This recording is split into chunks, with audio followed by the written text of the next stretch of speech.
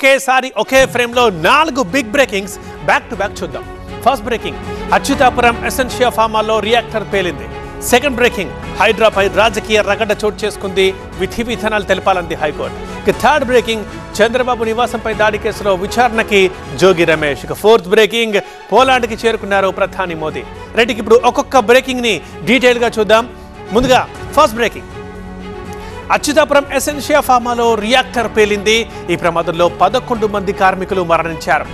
Cells ప్రమాదంపై CM Chandrababu దిగ్భ్రాంతి వ్యక్తం చేశారు. ప్రమాద తీవ్రతకి పరిశ్రమ గోడలు ధ్వంసమైపోయాయి.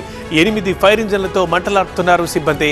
సహాయక చర్యల్ని పర్యవేక్షిస్తున్నారు కలెక్టర్, ఎస్పీ. అయితే మృతుల సంఖ్య పెరుగుతుండడమే ఇంకా ఆందోళనకు దారితీస్తోంది. ఇక బ్రేకింగ్ నెంబర్ 2, హైడ్రాపై రాజకీయ రగడ, విధి విధానాలు తెలపాలంది హైకోర్టు.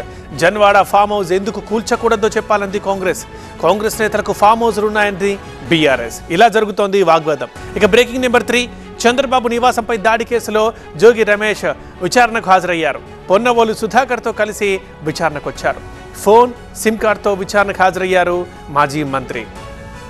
ఇక లాస్ట్ అండ్ ఫోర్త్ బ్రేకింగ్, పోలాండ్కి చేరుకున్న ప్రధాని మోదీ 2 రోజుల పాటు పోలాండ్ అండ్ యుక్రెయిన్లో పర్యటించబోతున్నారు. యుక్రెయిన్లో శాంతి, స్థిరత్వం త్వరగా రావాలని ఆశించారు మోదీ.